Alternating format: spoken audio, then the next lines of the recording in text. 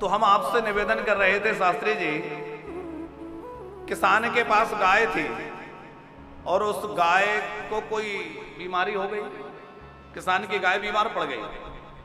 वो वैद्य के पास गया, वैद्य ने देखा करके गाय को और उसकी लक्षणों को समझ करके कोई औषधि दी और कहा कि इस औषधि को घी में मिला करके गाय को पिला देना, गाय स्वस्थ हो जाएगी। अब वो किसान व्यक्ति, उसने थोड़ा अपना बुद्धि लगाई, विचार किया कि घर में घी है नहीं, अभी अभी गाय ने बछड़ा दिया था, अब दूध निकलता फिर घी होता, लेकिन व्यवस्था कहां से करूं। फिर मन में विचार आया कि दूध तो मैंने निकाला नहीं, तो वो दूध गाय के अंदर ही तो है, गाय बीमार हो गई, दूध नहीं निकल पा रहा है, तो वो दूध कहां है, गाय के अंदर है। घी कहां से निकलेगा, बोले दूध से ही निकलेगा।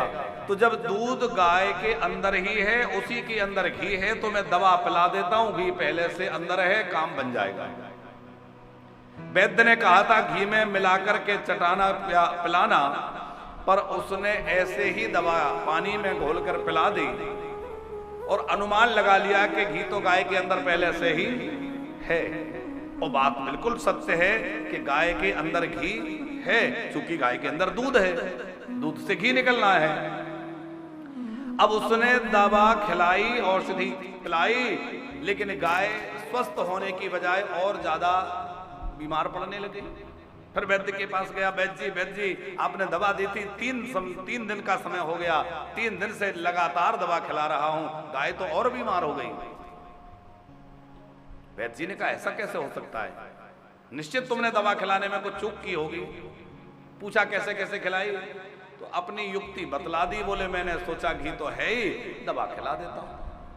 वैद्य जी ने सर पकड़ लिया, अरे भले आदमी, बाबरे ये बात एकदम सही है कि गाय के अंदर घी है, लेकिन ऐसे काम नहीं चलेगा।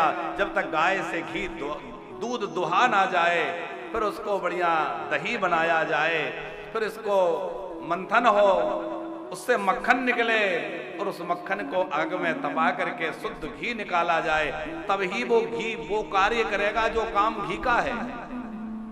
ये बात सत्य है कि नहीं समझलाल जी?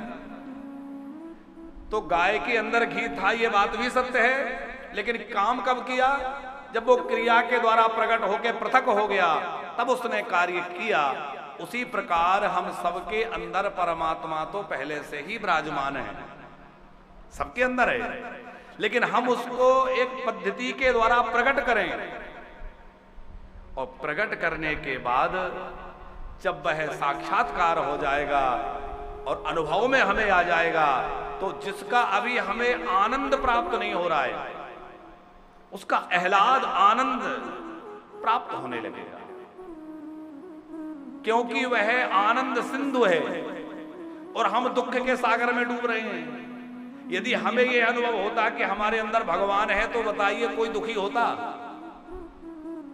और जिनको अनुभव हुआ वो दुख से परे हो गए। परिस्थितियां चाहे जैसी रहे, पर उनकी मनः स्थिति प्रसन्नता की रहती है। चाहे आप गोस्वामी तुलसीदास जी को देख लीजिए, चाहे आप मीरा जी को देख लीजिए, उनकी परिस्थितियां कितनी प्रतिकूल हुई, पर मनः स्थिति प्रसन्नता से भरी रही।